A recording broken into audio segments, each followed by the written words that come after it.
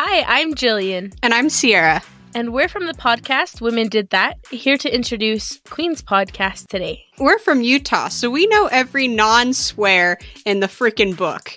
But Katie and Nathan know all the real swears in that gosh darn book. There's going to be a heck of a lot of swear words in this show, so if that is not up your alley, this show is probably not the freaking one for you. And you can find us anywhere you find podcasts at Women Did That. Thanks, bye!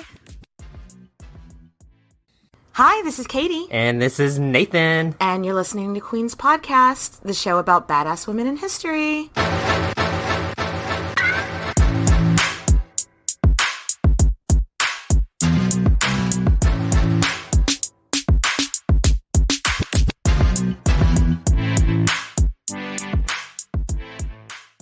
Okay. Hey, Nathan. Hey, Katie. Who are we talking about today? Today, we are going to discuss Matilda of Flanders. She's famous for being the first, actual crowned queen of England and wife of William the Conqueror. She was the first queen to ever have her own coronation in England. Because she bougie. But more on that later. She was extra. Why? Because she's Maddie. Because she's Maddie. And so today we're drinking mulled wine. Excuse me, Momsey wine was Woodville. Yeah. Mulled wine, which was very, very common back then. And Nathan, went to the trouble of mulling it himself. Mulling some wine. So it's just red wine, a couple cloves, 2 cinnamon sticks, some star anise. I know it's not anus, but it's anise. But star anise. Whose anus? A star. Oh. And then you put that in a little cheesecloth, and you put it in a pot, and you just simmer it. You don't boil it, because if you boil it, all the good shit gets out. The alcohol. Oh, okay. And then you just got juice. And who wants that? And then you put drink in it as well to give it a little sweet. So it's a very festive Christmas time. It's drink. Good, yeah. And it definitely tastes like something you would have at a Christmas party, which definitely filling the season here in Austin, Texas, where it got down to 50 degrees today in November. Everybody's freaking, it's cold. Oh my god. Oh yeah, and there's apple cider in it too. That's probably what the Christmas, it really tastes like that to me. And then Nathan garnished the goblet with an orange slice, and we've both already eaten our orange slices because we are children. And by the way, speaking of the goblets, shout out to our listener, Heather, because these goblets that she sent us, these Waterford Crystal goblets, are fucking beautiful. Gorgeous. If you haven't seen them, I'm going to post a picture of this drink on our blog, but also, check out our Twitter and our Facebook. She also sent us a really nice card, and thank you so much. We're going to drink out of them all the time now. Fancy fucking glasses. Fancy fucking glasses. So cheers to Heather. Cheers to Heather, darling. Darling. So Maddie was born sometime around 1031, probably in Flanders, but no one really knows. Yeah, there's not any real record because she was a girl. And they didn't have interwebs or Facebook. We can't just, Facebook stalk her and see what year she was born. Her family was very well-to-do. Her mother had actually first been married to the Duke of Normandy, and that marriage only lasted 6 months. So she was a dowager duchess before she married Matilda's father, who is a Count of Flanders. And her mother was also daughter of the King of France and now sister of the King of France by the time that Maddie comes on the scene. So her education, surprise, surprise, is pretty fucking amazing. Her father was his ancestor was Alfred the Great from England, which, if you're a fan of history, I'm sure you've heard of Alfred the Great before. He was kind of a big deal. So on both sides, she comes from kings. Yeah. So pedigree.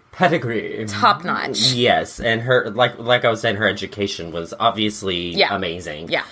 She's powerful women get educated back then. And her mother was very adamant about it. It's my daughters are gonna know their way in the world. You know what I mean?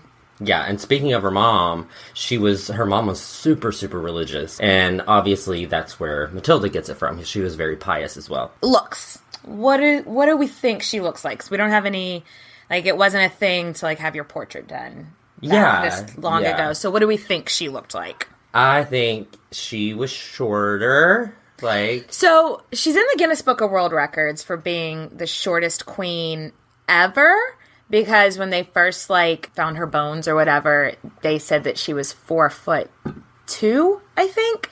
But now, I don't know, like the conversion rate was wrong or something, and they're thinking she was probably more like right under 5 foot, which was super average for the time. But she's known throughout history as being short. You know what? I'm only 5'2", and this is 1,000 years later, so I feel you, girl. I think she had like long dark hair. She apparently wore like braids. Yeah. A lot. All accounts say that she wore braids. And I read she was very, very pretty. Yeah, very, all very the pretty. accounts say that she was pretty, but again, like, she's like from the super powerful family. Is anybody going to be writing about how ugly she is? Yeah, and then like we said in the Elizabeth Woodville episode, they believe that outer beauty was a reflection of your soul, basically. So if you're ugly, you were pretty, you must have been a really good person. But if you're ugly, you're a bad person. Yeah. What the fuck? I don't know. So she's great marriage material. She's supposedly beautiful, very pious, well-educated, super, super connected. So she's going to make... High-born, bitch. She's She going is to make high-born. a great bride eventually. But to say that she's like hard-headed and like strong-willed would be a huge understatement. So what happened was, when she's a teenager, the King of England sends over an ambassador. So the King of England at this time is this guy named Edward, and now he's known through history, Edward the Confessor. I don't know why. Wow. I started to Google it, but Why, then though? like I don't know why he was called Edward the Confessor. Did he He did go on to actually be the only English king to ever become a saint. Huh. He's sainted, canonized. Is that Canonized, yes. So, he's sainted. Jesus. And so maybe it has something to do with that. But so he sends over his ambassador, this Anglo-Saxon guy, which is what we're going to call people from England at this time. We're going to call them Anglo-Saxons. So he sent over this Anglo-Saxon guy, his ambassador named Britrick Mao. Ooh, he was fine, honey. Mao. Ooh, wow. Yeah, he was tall, blonde, and rich. Like, second only to the king. Like, almost Super as rich as the fucking king. And young and hot, and Matilda was just like, mine. Yeah, and she's like 15 or 18 years old in that time, and she was falling in love with him. Yeah. She even, like, he went back to England, and after a while she sent a messenger to him and proposed marriage. And that wasn't, like, women didn't do that. I mean, even nowadays, it's not... It's still not common. It's not common. It's still rare. not common, and but... she did it 1,000 years ago. Yeah, and she was... Well, I mean, she was like, why in the world would this guy turn me down? I'm rich as fuck. And she was like so much higher born than him, too. And she was like, of course he's going to say yes. But... He said no. He said no. He was completely turned off by how forward she was. Yeah, she took a big gamble. She didn't tell her parents she was doing it. Her and her parents, they were all just like mortified over the experience. And she's embarrassed, but time to move on.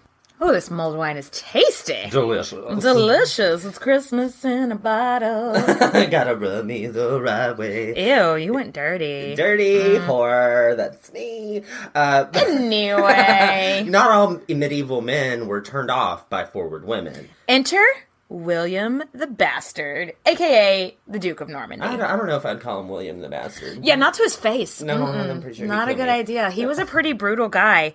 His dad was the father of the Duke of Normandy, and his mother was just a peasant that he just some lady saw in a window somewhere and was like, yo, I like that chick. I like that chick. And they actually had a really, like, loving relationship. William's dad never married anybody else. He, was just into this peasant chick. So they hook up, they have William, and he's a bastard, but the Duke is like, no, that's my son, that's my heir. And then the Duke of Normandy dies whenever William is 7, I think. Yeah.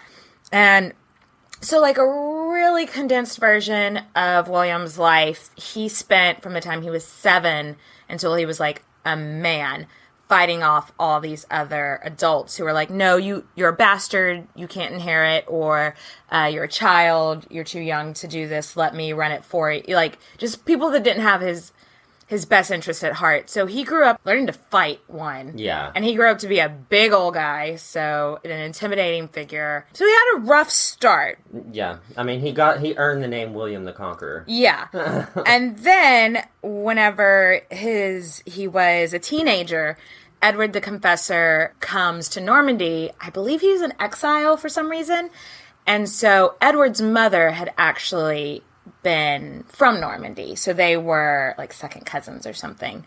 And Edward was like, look, I don't think I'm ever going to have any heirs, any children of my own. So when I die, you can be king. And so William had that in his head, like, since day one. Like, well, I might just be a bastard duke, but one day I'm going to be king. Yeah, so that's true. So he's got that going for him. He is cocky, and he sets his sights on Matilda, sends a messenger to propose to her, and she says, I'm not marrying a bastard. He's too far born below me. Yeah, she's like, wait, what? You want me to what? Yeah, no. One of the stories... Oh my gosh, I hate this story. I don't believe them. I don't anyway, believe it. But just one of tell the story that Willie dropped what he was doing. When he heard that she said no. Yeah, she said no, and then he like drops everything he's doing, rode off to Flanders, found Hilda, just chilling, riding her horse, and then he came up and grabbed her by the braids, and then threw her on the ground and stormed off.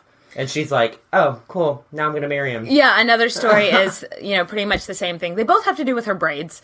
That she was just, like, chilling at her dad's house, and William busts in, sees her, pulls her down to the ground by her braids, and then, like, beats her, and then storms off, and then she gets up and she goes, well, if he is brave enough to come and beat me at my own father's house, then he must be a man of courage, and I have to marry him. Oh my god, it's like battered woman syndrome. I don't think either of these happened, because if they would have... She would have beat his ass. She wouldn't have married him. Her father would have probably, like, started a little bit of a scuffle over it. Yeah, they could start a war over that shit. And William would have known that her father would have started a scuffle over it, and he wasn't trying to, like... He was trying to make an alliance with Flanders, not, like... I think it's just bridges. A way for it's them to explain how this bastard married a highborn woman. Maybe she did, I'll concede to, like, maybe she did say no at first, and she had to have some convincing, and then the rest is just medieval people were thought weird things were romantic. Yeah, I think that's, like, so sweet and loving. It's like, aw, he beat her. Yeah. Aw, he must really love her. No. Yeah, but I guess it's a fun story for who? I'm not completely sure. Whatever happened, Matilda obviously agreed to marry him. She's like, fine. And they start to plan the wedding of the century. I mean, wedding. Combined, they were related to, like, every fucking household in Europe. Yeah. Like, she's pretty much related to everybody, and he's related to everybody. But then they hit a big bump in the road from the Pope. Oh, the Pope. The Pope said, you are too closely related. You cannot be married. Pope Leo. Pope Leo the Ninth. Yeah, he claimed they were too closely related to get married. The term is too much mulled wine. Consanguinity? Let's try that again. They were too closely related. They were like fifth cousins? Yeah, and the law was you had to be like 7 degrees of separation. It's like 7 degrees of separation of Kevin Bacon. Yes. But without Kevin Bacon. But you can't to bone related. Your cousin. Yeah. But the thing is like, he was handing out, like, pardons about this all the damn time. Like, he was like, yeah, you can marry your cousin, you can marry your cousin. They do it, like, I mean, we've done so many episodes where they're, like, really closely related. Like, he was giving papal dispensations all over the place. So they were like, well, we're not, like, we're 5 degrees separated. That's pretty much strangers. Like, why? And he was just like, it's the Pope. I say no. And I read it may have been because of the French king didn't want that. I think Norman and Flanders and all that shit to. He didn't want the alliance. He thought that they would be too strong. France then isn't like France, which you think of now. There was like Paris, and that was France. Pretty much, and that's what the King of France actually owned. Yeah. And all the other duchies and, like, lands and counties and stuff, they paid fealty and they paid their taxes to the King of France, but they were kind of their own thing. Yeah. So even though Flanders and Normandy are both now like properly part of France, at the time they weren't. So he was like, oh, they're going to get too rich. Let me tell the Pope not to let them get married. If you know anything about if you don't know anything about geography, Normandy and Flanders, that's like Belgium area. Oh yeah, I think Flanders is actually part of Belgium. Yeah. Not part of France, but Normandy. I looked on the map like just to see how long it would take to get from Normandy to Hastings, like where the big battle happened. And it's like 45 minutes. like a ferry, like a 45-minute ferry for or them, something. It took them fucking months. Yeah. Anyway, William and Matilda are like, fuck you, Pope, we're gonna do it anyway. we're gonna get married and you can just be cool with it. Deal with it. Get over it. And this wedding was huge. Huge. Huge. They were married probably in like 1053, and she was 21 and he was 23. Probably. Yeah. Something like that. Age. Yeah. For almost 10 years, they campaigned to overcome the denial by the Pope. And then finally Pope Leo died. And the new Pope was like, cool, whatever. Just donate some churches and shit. And it's all water under the bridge. So they donated a bunch of churches and shit. And it was water under the bridge. And everything was cool. I'm so glad the Pope didn't say nope. I'm the Pope, and I say nope. That sounds like something from like Dare or something. The Pope says nope to drugs and alcohol. Aw, too bad I'm drinking this mulled wine. Yeah. Anyway, as the Duchess of Normandy, I mean, they had a super happy marriage, and she was popping out babies. It seems by all accounts that he was probably faithful to her, which this time period was like unheard of. Yeah, I read that there may have been like one little scuffle, but that was like he didn't have any on, bastards. He didn't. It wasn't even like in scuffle. I mean, maybe he boned somebody else. It's not like he fought her. I mean, he supposedly did pull her down by her braids. Matilda, crazy bitch. Right after they got married, he took her on a tour of Normandy, and she was a hit right away. The peasants loved her because she was generous and pious. The nobles loved her because she was connected to every fucking royal household. And everybody loved her because she had a son, Robert, like within their first year of marriage. I think it's also interesting, like they hadn't had a duchess in Normandy since her mother. It's like a whole entire generation. Yeah, like it was like 26 years or something like that since they'd had like a female presence in the ruling household. Like, oh my god, vagina, yes. So they were so into her. They're excited to have a duchess again. So dust off all that royal jewelry, pick it up, and crown it, bitch. Oh, girl. Okay. So she was the perfect picture of a medieval wife at this time. Beautiful, pious, loaded, and has a healthy son right out of the gate. Yeah. So I mean, she wasn't loaded like drunk, but no, like loaded like rich. money. I might be loaded with alcohol. Her ties to all the royal households also made her, more legitimate to everyone. And this is, William's a bastard, so he needs a very high-born wife to kind of prove to everybody that he is royalty. And maybe the people of Normandy are like, oh, people will quit attacking us now that we have like somebody from a legitimate royal household or whatever. She started off, I think, for him being a trophy wife, but at the end of it all, he ended up falling in love with her. Oh, yeah. All the way in love with her. I genuinely believe that they were, like, a love match in the end. Like, I do think that they fell in love with each other pretty quick and hard.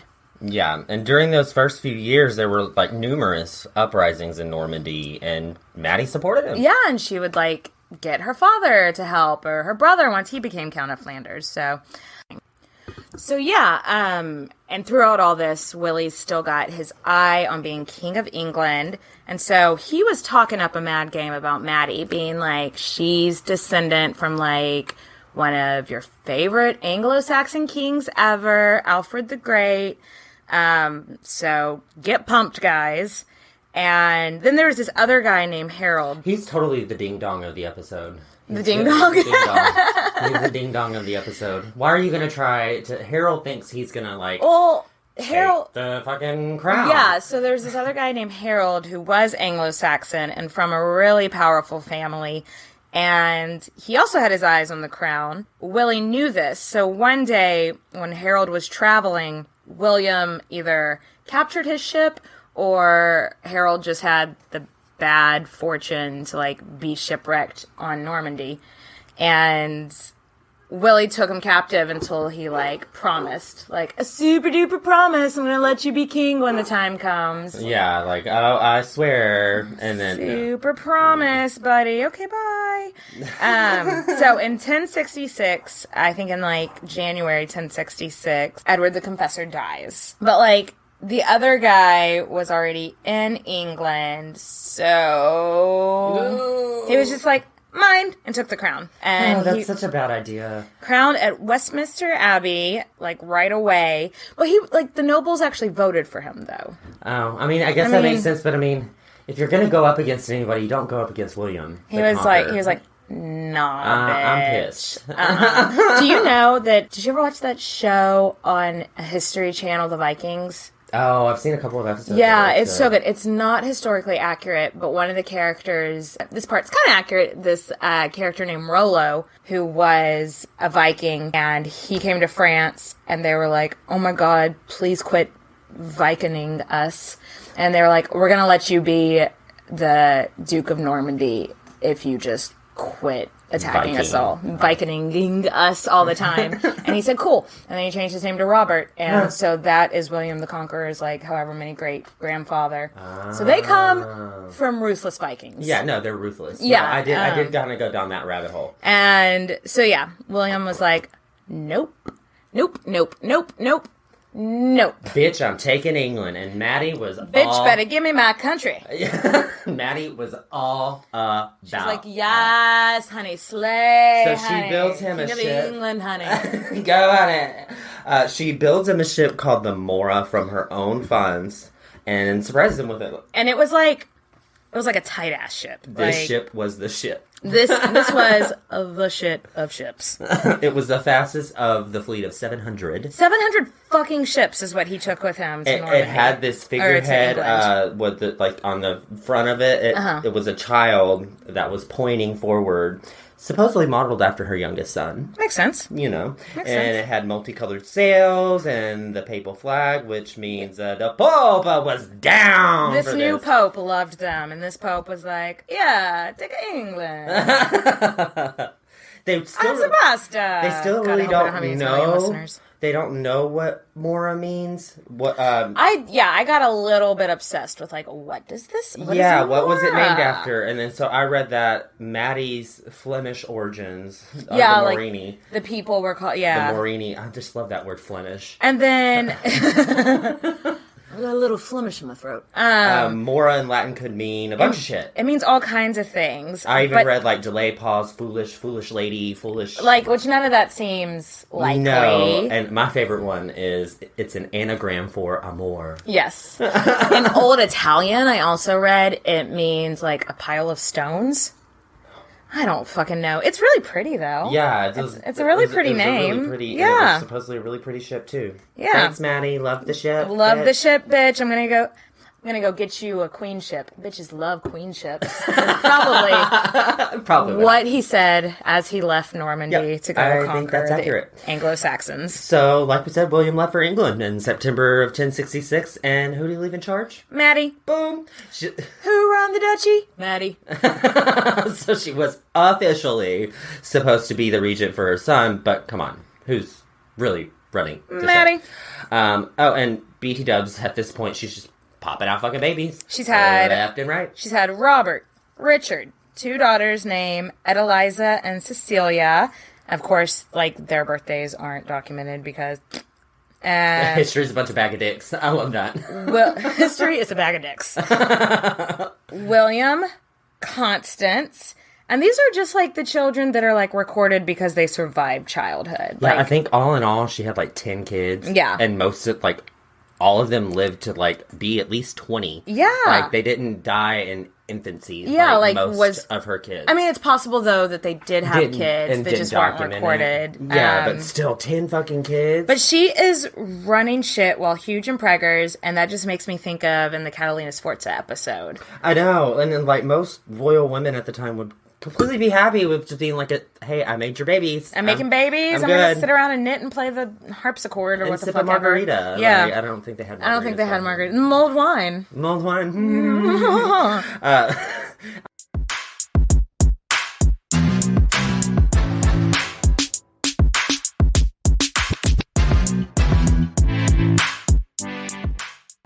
Maddie would obviously get bored if she just did that. Yeah. So she had to run some shit. Yeah. So I think she was very happy to be running Normandy while he was gone. I read somewhere that whenever Willie was getting ready to pack up and leave, the King of France was like, who's gonna run it while you're gone? And he was just like, Matilda. Duh. Like, why are you even questioning that? Of course Matilda's gonna run it. Duh. Kind of surprisingly, there weren't any uprisings while he was gone. Because people fucking loved to uprise at this point. Yeah. So the fact that there weren't any, if there were, they weren't noteworthy enough for people to write down or anything. Because she squashed them, bitch. Yeah. She kept them over. So a big, sweeping gloss over of the Norman conquest. Another rabbit hole you can go down. Willie won. On October 14th, 1066, the Norman troops shot King Harold, the last Anglo-Saxon king, in the eye with an arrow. Good shot. You know, when I first read that, like, he got shot, I was like, what the fuck are they talking about? They didn't have guns, and then I was like, oh yeah, bow and arrow. This battle was called the Battle of Hastings. Mm-hmm. You may have heard of it. William wanted Maddie there, like, right away with him. Right after they won, he was like, come to England. And she was like, I hear that there's, like, a shitload of uprisings every day and lots of rebellions. Cool. I'm going to chill here until you got that on lockdown. And it wasn't until December in 1066 that the nobles of London finally submitted to William, and he had his coronation on Christmas Day of 1066. He actually wanted to delay his coronation until after Matilda arrived. That's so sweet. It's such a wovey, buddy. They just wanted to be together. He said, since if God granted me this honor, I wish for my wife to be crowned with me. Oh, but his advisors are like, no, you need to go ahead and get crowned now. You need to just go ahead and do it. Yeah, about that. But like the whole time he's over there, can you imagine how stressed out Maddie must have been? She can't like Skype him or FaceTime him or be like, hey, or text him. Have you won England yet? Yeah. Hey, you cool? Though it was a really quick win. It only took him 2 weeks to get over there and win at Hastings. I mean, he was a bad bitch. Yeah. But yeah, so she must have just been sitting around stressing the fuck out. And she was at prayer one day at one of the churches, and that's whenever she found out that he had won at the Battle of Hastings. And when she heard the good news, she renamed the priory, like the nunnery that she was in at the time, Our Lady of Good News. So Notre Dame de Pré to Notre Dame de... You say it. You're better at it. Notre Dame de... Yeah. So Bonne Nouvelle. Our Lady of Good News. I don't know. Put it in Google Translate. Make that lady read it to you. So... Matilda started calling herself Queen of England and Duchess of Normandy, like, right away. Which, quick side note, the wives of the kings of England at this point in history weren't called queens. No, they're just like the king's bitch. They were just the king's wife. Yeah. You know, here's the king and that's his wife. She's not that important. So, I mean, I think there was a couple of exceptions in history, but not... Like, it wasn't normal. Again, history's a bag of dicks. Yes, history is a bag of dicks. And so the Anglo-Saxons were like... She's calling herself what? You know? So, Willie returns to Normandy in March 1067, which means they hadn't seen each other in about 6 months. So they probably boned. Yep. So they started boning real quick. And he's like, look, babe, you have to come to England with me. And they start making plans for her to go over there and get crowned. And he leaves in December and heads back to England because there's some fucking rebellion again, and she agrees to follow. I mean, I'm not surprised that, like, you just show up and be like, I'm king now. Of course, for a long time, people are going to be being like, no, you're fucking not. Oh, and surprise, surprise, by then, whenever, you know... heading back to England, Matilda's fucking pregnant again. Of course she is. So, Maddie goes to England in the late spring of 1068. She finally makes it to the land she's queen of. First thing she does when she gets there is tell her husband, oh, you know what? I really want the Manor of Tewkesbury and all that land over there. Guess who was the Lord of Tewkesbury up until this point? Remember her old flame, Bertrick Mal? The dude he turned her down? Yeah. She had not forgotten his sick burn. She also may have had him thrown in a dungeon and murdered. I'm not, I feel like... Don't fuck with her. I don't fuck with her. I feel like, I don't know if I believe that part, but I mean, I think it's in the Doomsday Book, like, that he died in a dungeon, but... I don't fucking know. He was at her coronation, so... He was alive then. And then things get murky. But anyway, the second thing she does is throw this huge Easter celebration, and she invites, like, everybody, even the Anglo-Saxons who are, like, fiercely against the Normans. She wants to show them, look, I am all of your queen... And we know how to party, because England at this time, compared to, like, continental Europe, was the sticks, you know? So she wanted to be like, this is how we do it in Normandy, this is how we do it in Flanders, France, this is Let's party. Let's party. And so they wore gold from head to toe, and they ate off silver plates. They brought musicians over from France for them. I would just steal a plate and be good for life. Yeah. They fed everybody that came. They just wanted to show the people, like, this is a good thing. They were fucking impressed. Too. Yeah. And everybody was impressed. Like, even the chroniclers of the time who weren't into them were like, okay, well, that was pretty cool. That was pretty cool. Oh, that was pretty cool. This was the first of their crown-wearing events, which... Like, because, you know, they didn't wear their crowns everywhere, but they liked to be seen in public. So they would have these big events. I would be wearing it to, like, vacuum. I'd be like, I'm the queen. Do you think Matilda did a lot of vacuum? Okay, first of all, that put a really funny image in my head of you with a crown on, vacuuming your house, being like, I'm the queen. It's like the pretty princess crown. Yes. Yes. So, yeah, they would have these crown-wearing events where the, like, sole purpose was to just show... It's like a peacock. We're fucking fancy, and we wear our crowns. So, time to get crowned, time for the coronation. Maddie was like, okay, this has to be huge. Huge. And Willie wanted to remind everyone that she was descendant of Alfred the Great, who was obviously a popular figure in England. And he also wanted, like, he was definitely... not using her, but it was definitely to his advantage that she was from such a prestigious pedigree, because he was a bastard, you know? Yeah, he needed that. Yeah, his mom was a nobody, so he was like, let's get you front and center, Matilda, and she was like, yes, please. The coronation was lit. Lit! Ooh! Again, she was the first queen to style herself queen. And the Anglo-Saxons called her the strange woman. Because they did not get it. Nope. They did not get, like, they're like, why is she calling herself, like, a ruler? Yeah. Like, that's what it implied to them. They just couldn't wrap their poor little medieval backwater brains. So for her to have her own coronation is just fucking bizarre. Yeah. But she gave zero fucks, and she was like, haters gonna hate, and determined to have it, like, nothing they'd ever seen before.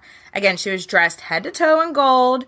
They wrote new hymns about her, and made everybody sing these hymns about just how amazing she was, you know, like one does. You're amazing. You're so awesome. You're amazing. Yes, that's pretty much, yeah. Of course, there's lots of feasting and celebrating, and everyone was invited. Yeah. Everyone that could make their way there was invited. Another reason why that it's so important for her to be seen as a figurehead of power is Willie couldn't be everywhere at once, obviously. Yeah. So this was shown to be like, okay, I may be in Normandy now, but bitch, Maddie's in charge. Yeah. And when I'm here, I'm in charge. When Maddie's here, she's in charge. Just keep it in your brains. And soon after, there's one of those pesky rebellions in the north again. Yeah, so Willie's like, love you, babe, but I gotta go squash this rebellion. And she was like, I'm coming with you.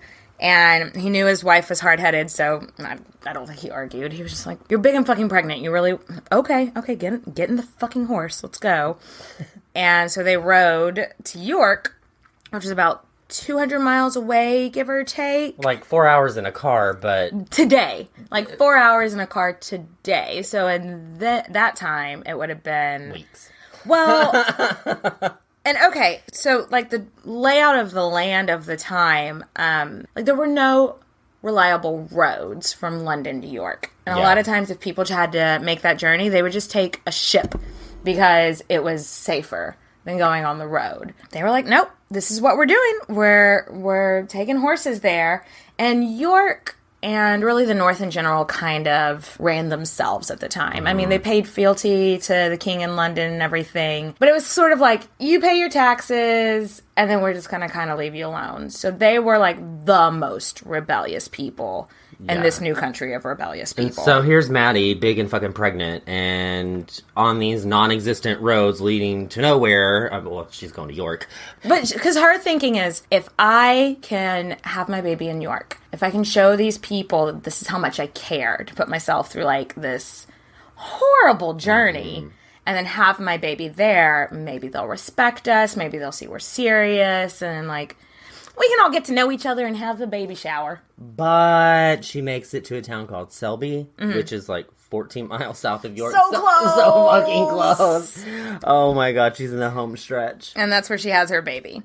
And so it's her final son named Henry, and he's the only son born in the purple, as they would call it, which means while they were king and queen. They had a daughter that was born in the purple as well. But he's the only son, and he's the only... I want to be in the purple. I want to be born in the purple. I want to be in the purple. And he is their only child born in England. And this was a huge fucking deal. It was a big fucking deal. Maddie played off that. She was like, yeah, he's born in England, and like named him after the current king of France, Henry. And just really played it up, being like, he is one of you. Yep. And a lot of the English people really did eat that shit up. Oh no, they regarded Henry as like the only lawful successor to the throne, even though he had 3 other brothers. Yeah, but that were older. They were like, nope. He was born in England, so he's English, and he's gonna rule us. What future drama could this possibly cause? Oh, I have no idea. Maybe an older sibling being might get a little annoying. Anyway, while Maddie was hanging out in Selby, there was this event called the Herring of the North, and I'm glad she had nothing to do with it, because it was really genocide-y. Like, it was super genocide-y. Basically, William the Conqueror was like, all right, you want to rebel? I'm going to kill all of you. And, like, there were parts of the North that, like, they couldn't even, like, grow anything on that land for, like, the next 3 generations. It was so fucked up. Like, he just killed everybody and fucked up all their land and was like, try to rebel now. You can't. You're dead. It's like, to me, it's almost as if, like, Willie's brutal mentality and his like ruthlessness is just balanced out by, you know, the baby being born, and Maddie being so gentle and sweet and kind. She could be pretty ruthless when she wanted to be. Yeah, but I mean, she had a really good demeanor. Like, she was trying to be gentle. kind to the people. Yes, and so that kind of let's hope that if she had been in York, the Herring of the North would never happen, but.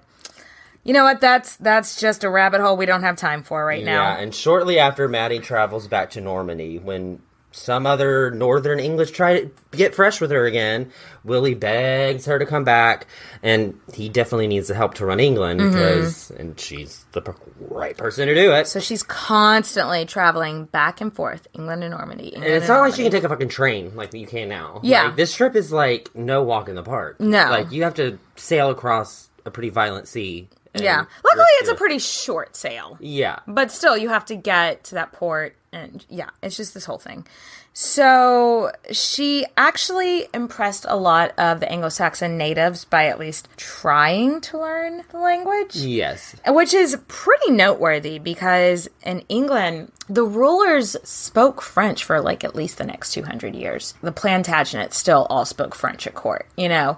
Well, I guess the first Plantagenets, not like when we get to like Elizabeth Woodville and them. But anyway, I'm digressing. What I'm trying to get to is that she really like tried to be like, no, I'm one of you guys. I want to be like y'all, you know? And yeah, and even when they totally speak English. When the previous queen died, who was Anglo-Saxon, she arranged to have her buried in this lavish funeral that was like decorated with gold and silver. Huge, because the previous queen, Edith, she had become this huge figurehead for the Anglo-Saxon rebellion. Mm-hmm. And so at first William was like, when he heard Edith died, he was like, sweet, throw her body in the river. It was Matilda being like, no, we need to like do something grand for her. We need to give her like a huge royal burial. Like to show, you know, respect to the people that came before them, because she was Edward the Confessor's wife, to get the people on their side, you know? So I think that's really awesome of her. The Doomsday Book. So we briefly talked about the Doomsday Book when we talked about Lady Godiva. William basically started the first census. He wanted to know exactly what he was king of. You know, how many people live in this house? How much taxes are you paying? How many sheep do you have, or whatever? But one thing we learned in the Doomsday Book is that Matilda actually, while William was gone, like, heard a bunch of legal cases, like passed judgment on different legal cases. And they said she was very fair. She was very good at it. She was very... A woman settling legal matters. Yes. So that was a BFD. Big fucking deal. Yeah, and so the men in Maddie's life are fucking dramatic. Oh my god. This is so dramatic. Like, you know what? You would think after this that like nobody would want to have an heir and a spare anymore. They would just like want to have one son and then stop. One and done. One and done. But so to explain something about this time, it was really common for kings to name their sons as junior kings, junior dukes, etc. Whatever, so they could like learn how to start running shit while the king was still alive. So their eldest son, Robert, who was not William's favorite. No, he was not. He liked to drink and had a lot of prostitutes and women around. And yeah, he just really was not. He was not made to rule. But he was like, all right, you know, you've got England, you've got your hands full. I think it's time for me to be the Duke of Normandy. To which Willie said, LOL. Like, LOL's no. Nah, dude, not gonna happen. William called him Robert Curthose, which, like, it's just basically a real witty medieval jab at his height. He was short. He got it from his mama. But anyway, William assigned Robert to inherit the Duchy of Normandy, and his second son, William, to inherit the crown of England. And Robert was like, well, no, I'm the oldest. I should get both. What are you talking about? Like, this isn't... Dad's like, no, you're a drunk. No, because you're a drunk, and you're gonna, like, make the country go broke. Like, spending all your money on booze and prostitutes, and... Fuck no. So, Robert's brothers and sisters decide to visit him, and they end up throwing, quote-unquote, dirty water on him, which is, like, okay... A chamber pot. Yeah. They dumped... Shit and piss. They dumped the shit buckets on his head. Because they didn't have, like, indoor plumbing, so water wasn't clean in general, so if it's, like, dirty water... They just took... They were just, like, they thought, oh, this will be a funny prank. Robert didn't think it was super funny, and was just like, rebellion! You know, it was not cool. And so Robert tries to rebel against his father. Willie isn't having it. Robert goes to his uncle in Flanders and gets money. William goes to the King of France to get troops. And it's just like, can you imagine being Matilda in the middle of your husband, your son, your brother, and they're all just like, Fighting. And I guess the King of France would have been her uncle. Yeah. So all these men in her life are just fighting around her, and she is just like at her wits fucking end. And I don't blame her. I wouldn't either. But she is secretly giving money to she's giving Robert. Money. She's giving money to Robert. And this is like, he's in open rebellion to the king, and she's like, fuck you, I'm gonna give him money. I mean, it's his mom. Yeah, it's her son. It's her oldest son. So Willie finds out that she's been giving him money. He flips his shit and tells her to stop, and so she says she does, but she doesn't stop. Yeah, she's like, LOLs, no. Yeah. Okay, I won't do it again. Ha ha ha. She does it again. And I think this broke his heart. Because, like, I really do think he loved her. And took this as such a... Rebellion's not the word I'm looking... Betrayal. Yeah. Like... But, I mean, it's almost as if she has to choose between husband and son. And it's like the son's gonna win every fucking time. But that wasn't a medieval wife wasn't. Oh no, this is like she's supposed to be. This is when she became not. She was always a feminist. I mean, that's just who she is. But this is like a huge feminist thing here. And I don't think that William got that because he loved their children, but he wasn't into this kid. And like, she's their mother. She loves them all. And Willie, being passive aggressive, he tries to blind the guy that sends the money to Robert as like a punishment to Maddie. Do you really think he was going to punish Maddie? Like, she's the reason English likes you. Yeah. Like, she is the reason that all of England loves you. So Willie, seeing that, he needs more drastic measures, decides to call her out in front of the whole court. There's chroniclers there. There's lords and ladies. He's just like, come see me. Come talk to me in front of everybody. And this, I got this dialogue. The only place I could find this was on the Queens of England podcast. If you don't listen to them and you like our show, you should listen to him because he's much more professional than our show. A lot less drinking and cursing. So anyway, so the dialogue went something like this. A faithless wife brings ruin to the estate. Translation. Bitch, we are trying to run a country and a duchy here. What the fuck are you doing? The wife of my bosom, who I loved as my own soul. This wife supports the enemies and enriches them with my own money. I've been such a good fucking husband to you. How do you repay me? By funding my enemies with my own money? So, like, I'm sure William thought Maddie would be so ashamed and just, like, beg him for forgiveness. But she comes back with... Oh, my lord, do not wonder that I love my firstborn. If he were dead and I could bring him back with my own life's blood, I would. Dude, he's my son. Of course I'm going to support him.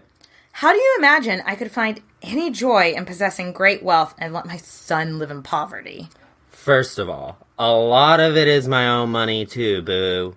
And you think I'd just let my son go without when I have so much? May I never be guilty of such hardness of heart. All of your power gives you no right to demand that of me. Mic drop. Whoa! This was not like... What?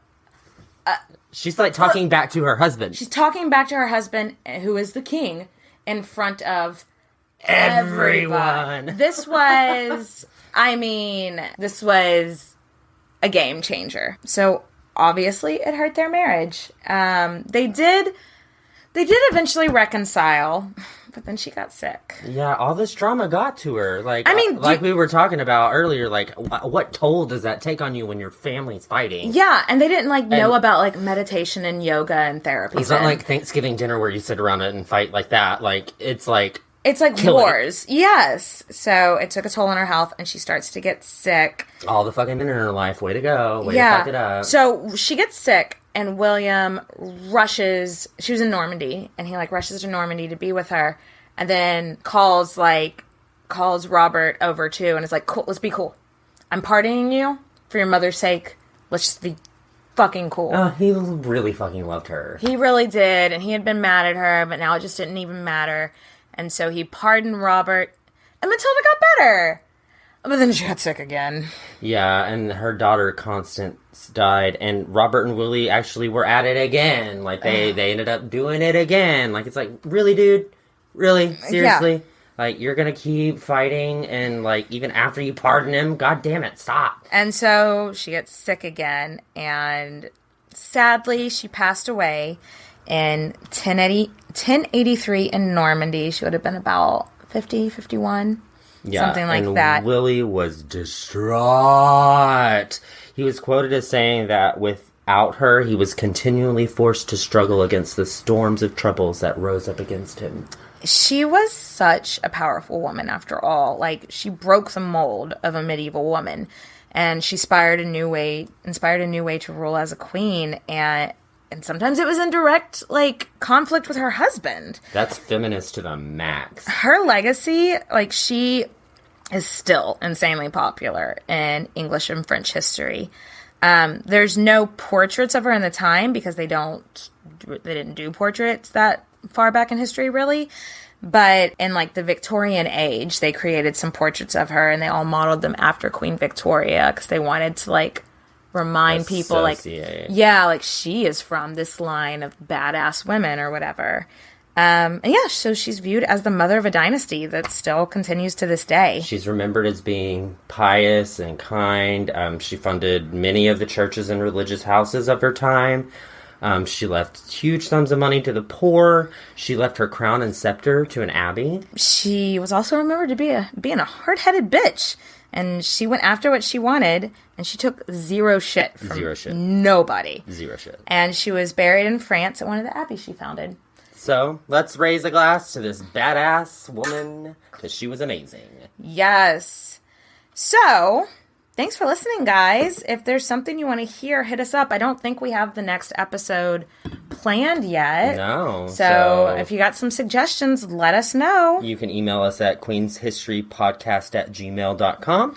Find us on Twitter, Queens_podcast. You can find us on SoundCloud, Stitcher. Follow us on iTunes at Queens Podcast, all one word. All one word. And hey, while you're there, if you have time, leave us a review. And follow us on Facebook at Queens Podcast. Our intro music is by K Sparks featuring Beyond Belief. Thanks for letting us use your song, guys. Bye, everyone. Bye. Loves.